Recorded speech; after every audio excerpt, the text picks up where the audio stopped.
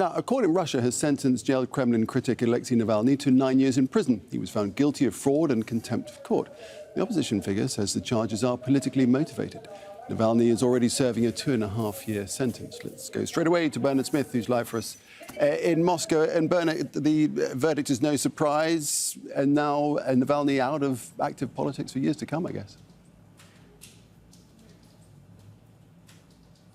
Nick, no surprise. Not only is Alexei Navalny sentenced to 9 years in prison on top of the 2.5 years he was already sentenced to last year, he will serve that sentence, this new sentence, in a maximum security prison. The prosecutors had asked him to be moved from the relatively less severe penal colony he's in now to a maximum security prison.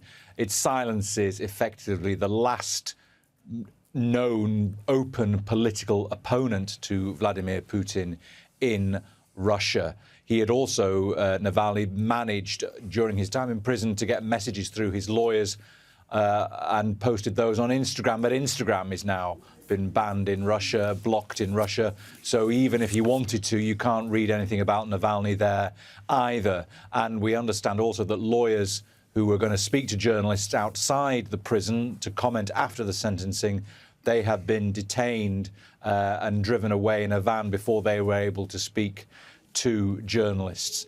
Anyway, what's happened to Navalny is unlikely to get any coverage at all on Russian state-controlled television. He's not really known or heard or known about by people here since he returned from Germany almost a year ago now. He'd been poisoned with a nerve agent on a flight from Siberia. He was taken to Germany for medical treatment and recovered and flew back in January last year, arrested as soon as he landed, and since then has been in jail, has not been outside of jail, and now really it's unlikely you're going to hear anything at all from Alexei Navalny for the 9 years he's in prison. All right, Bernard, thanks for that. Bernard Smith in Moscow. Let's take this on. We can speak now to Rasmus Nielsen, who's a lecturer at the UCL School of Slavonic and East European Studies, joins us live now from London. So what's your reaction to this? Navalny, 9 years in a maximum security prison. What do you think the implications are? Yeah, I mean, as your reporter and the previous guest noted, this is no surprise at all. I think the implications are, or certainly the intents behind this, are twofold. On the one hand, the Russian state wants to silence Navalny and make sure that he stays out of the political process, also stays unable to promote any part of his cause, send out any messages and so on. More broadly, of course, this is another step in the Russian regime's attempt to silence all criticism within the country and basically to attack what Putin effectively has called fifth columnists, as in traitors inside Russia. I mean, there has been some... Oh, I think we've lost our audio connection with Rasmus Nielsen. Regarding what was beyond. I think, let's see, is he back? Or can you hear us, sir? Hello, can you hear me now? I can hear you. So we lost you just for a second there. I was just going to say, despite being behind bars, Alexei Navalny has managed to call for protests. Is that likely to continue in any way?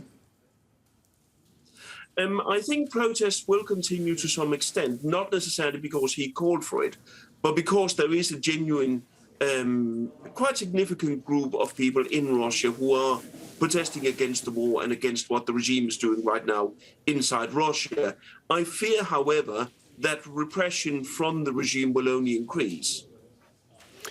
To what degree do you think this will stoke anti-Putin sentiment in Russia, this sentencing? As we say, we've been discussing it, it hasn't come as a surprise, but there will be those who support this verdict and sentencing.